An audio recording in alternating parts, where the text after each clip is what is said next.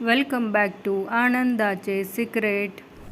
Friends, मागच्या व्हिडिओमध्ये आपण पितृपक्ष कसा सुरू झाला, त्याचप्रमाणे पितृदोष म्हणजे काय, तो कसा येतो आणि त्याची लक्षणं ही सर्व माहिती बघितली.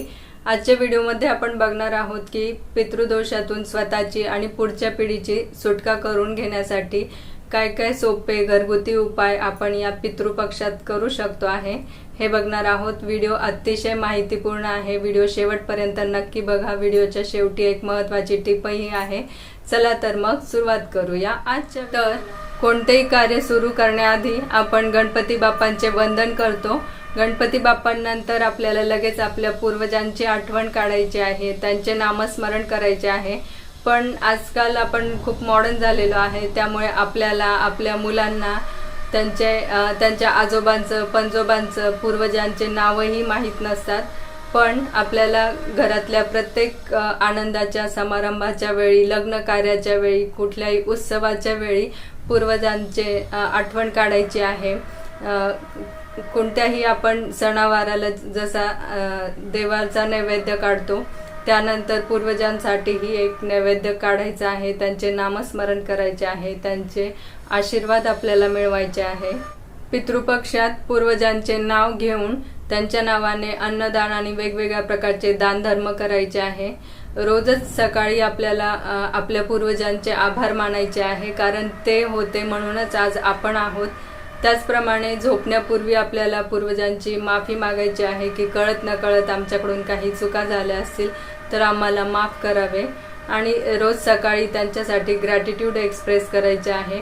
त्याचप्रमाणे जेव्हा जेव्हा आपल्याला चान्स मिळेल तेव्हा तेव्हा आपण त्यांच्या नावाने, म्हणजे फक्त पितृपक्षातच नाही तर वर्षभरात कधीही जेव्हा चान्स मिळेल तेव्हा त्यांच्या नावाने आपल्याला दानधर्म करायचे आहेत आणि त्यांना त्यांचे आशीर्वाद मागायचे आहेत.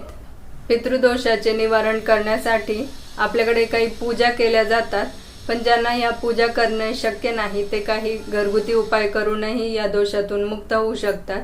ज्यांच्या पत्रिकेत पितृदोष सांगितलेला आहे किंवा आपण मागच्या व्हिडिओमध्ये बरीच लक्षणं बघितली, त्यातील काही लक्षणं ज्यांच्या जीवनात दिसत आहेत ते सर्वजण हे उपाय करू शकता आहेत. तर हे घरगुती उपाय कोणते आहेत, चला तर बघूया. उपाय नंबर 1, या पितृपक्षात ऑलरेडी पितृपक्ष सुरू झालेला आहे, तर पितृपक्षात रोज संध्याकाळी एक पिठाचा दिवा बनवायचा आहे, त्यात तूप घालायचं आहे आणि असा तुपाचा दिवा रोज संध्याकाळी शंकराच्या मंदिरात लावायचा आहे.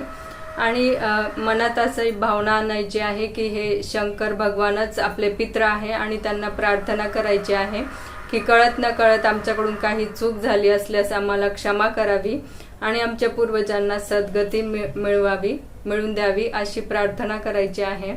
एक गोष्ट मात्र लक्षात ठेवायची आहे की हा उपाय करताना फक्त आपण शंकराकडे अशी प्रार्थना करायची आहे आणि त्यावेळी इतर कुठल्याही देवतेकडे दुसरं कुठलंही मागणं मागायचं नाहीये, कारण हा उपाय आपण फक्त आपल्या पितरांसाठी करतो आहे.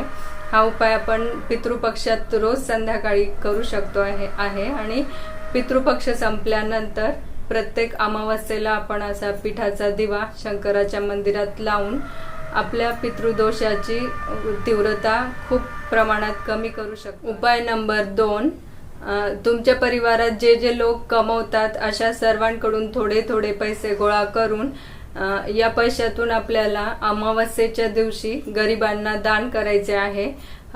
त्यासाठी त्यांच्या बेसिक नीड्स असतात, म्हणजे अन्न, वस्त्र, निवारा, औषधं, कपडे, किराणा, यातील त्यांना ज्याची जास्त गरज आहे अशा वस्तूंचे आपण त्यांना दान करू शकतो आहे. त्याचप्रमाणे आपल्या लाईफमध्येही काही चेंजेस करणे खूप जास्त आवश्यक आहे, कारण हा पितृदोषच आपल्या पत्रिकेत यासाठीच आलेला असतो की तो आपल्याला इशारा करत असतो की तुम्ही तुमच्या फॅमिलीचे रिच्युअल्स, ज्या जुन्या रूढी परंपरा हे फॉलो करत नाहीये हे सांगण्यासाठीच तो पितृदोष आलेला असतो. म्हणून आपल्याला आपल्या लाईफमध्ये काही चेंजेस करणे खूप गरजेचे आहे.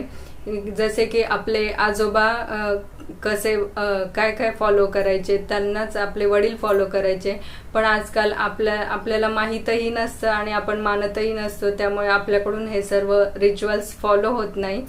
आपले पूर्वज कोणाला मानायचे, कोणत्या मंदिरात जायचे, लग्न कार्याच्या वेळी कुठे जाऊन दर्शन करायचे असतात, या सर्व गोष्टी आपल्याला माहीत नसतात. मग आपण त्या फॉलो करत नाही आणि त्यामुळेच मग आपले पितृ नाराज होऊन मग हा पितृदोष आपल्या पत्रिकेत आलेला असू शकतोय.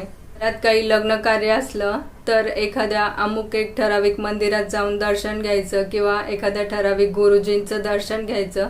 असे जे आपल्या पूर्वजांचे नियम होते तेही नक्की आपण पाळायचे आहे. त्याचप्रमाणे जिथे आपले कुलदैवत आहे, जिथे आपल्या पितरांचे स्थान आहे किंवा जिथे आपले पित्र ज्यांना मानायचे अशा ठिकाणांवरही नियमित जाऊन तिथे दर्शन घेत राहणं हे सुद्धा आपल्याला करायचं आहे. पण आजकाल झालंय काय की आपल्याला किंवा आपल्या मुलांना हेच माहीत नाही की आपले पित्र कोणाला मानायचे किंवा कुठे जायचे दर्शन घ्यायला.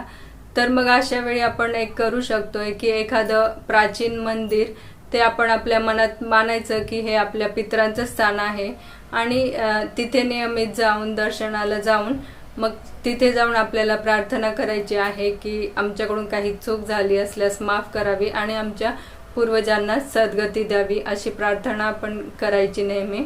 त्याचप्रमाणे या गोष्टी आपण आपल्या मुलांनाही फॉलो करायला सांगायचे आहे जेणेकरून त्यांच्या पुढच्या पिढीतही हा पितृदोष जाणार नाही.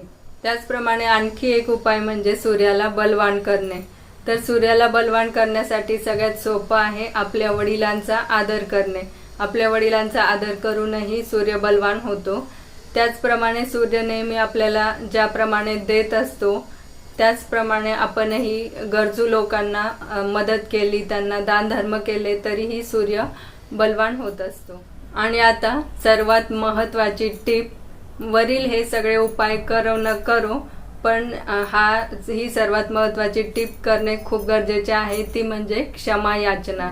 म्हणजेच आपल्याकडून काही चूक झालेली असल्यास किंवा समोरच्याकडूनही काही चूक झाली असल्यास आपण मनापासून कोणाला माफ करणे किंवा मनापासून कोणाची माफी मागणे या गोष्टीमुळे खूप मोठा प्रभाव आपल्यावर पण आणि समोरच्याच्या पण व्हायब्रेशनवर पडत असतो.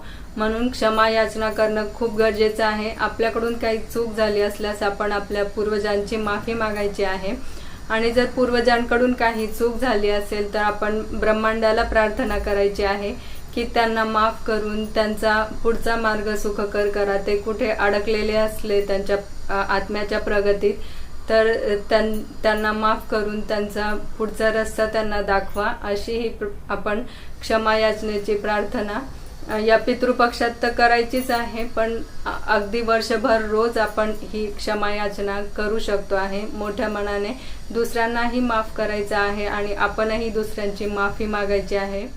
तर फ्रेंड्स, आजच्या व्हिडिओमधली ही सर्व माहिती उपयुक्त वाटली असल्यास व्हिडिओला लाईक नक्की करा. काही प्रश्न असल्यास कमेंटमध्ये विचारू शकता आहे. चॅनलवर नवीन असेल तर चॅनलला सबस्क्राईब करून बाजूचे बेल बटनही प्रेस करा.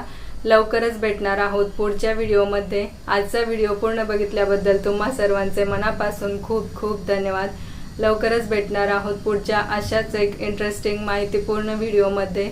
तोपर्यंत स्टे हेल्दी, स्टे हॅपी.